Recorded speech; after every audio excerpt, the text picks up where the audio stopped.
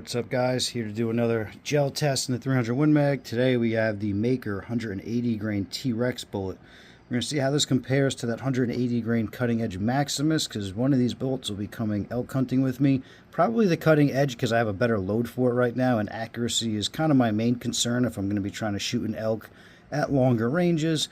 Now, one observation I can say is the boat tail is pretty, it's not very pronounced on this bullet. This thing's like almost a flat base.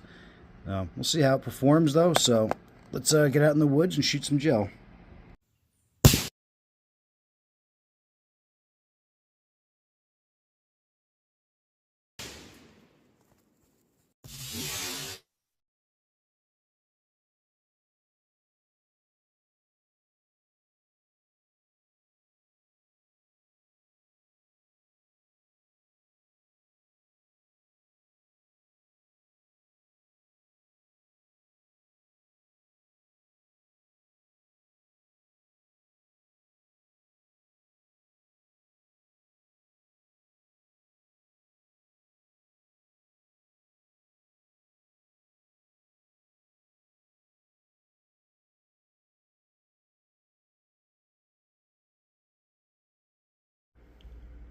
What's up, guys? So I'm trying to get the lighting good here so you can see the blocks. I tried window closed, window open, lights on and off.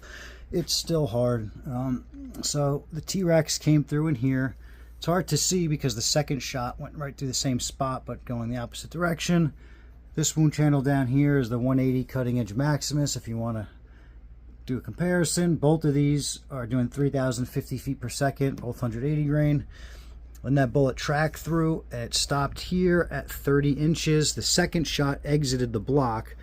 Both of them shed petals right as they went into the second block, and they kind of destabilized a little bit. You could see the black where the bullet kind of turned. And there's the bullet there.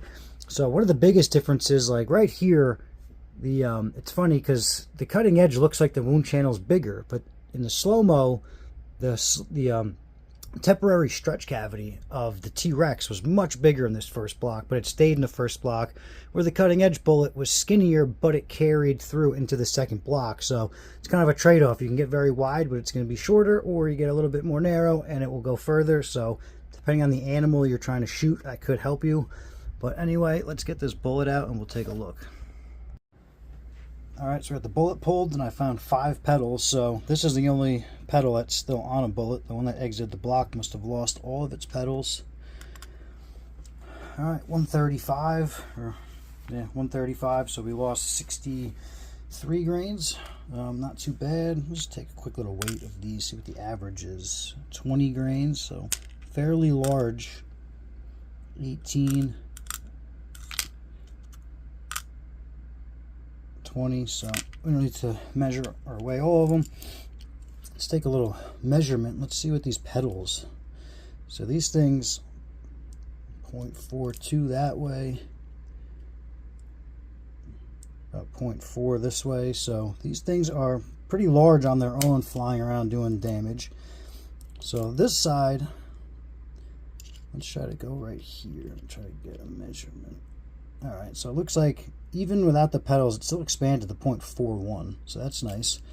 And then with the one petal, 0.76, so still pretty good performance. I wouldn't call this a failure, even though the petals are supposed to stay on and they fell off. One is because with just one petal, this thing's spinning through you, it's going to do plenty of damage. The petals on their own are going to do damage, even though they're designed to stay on.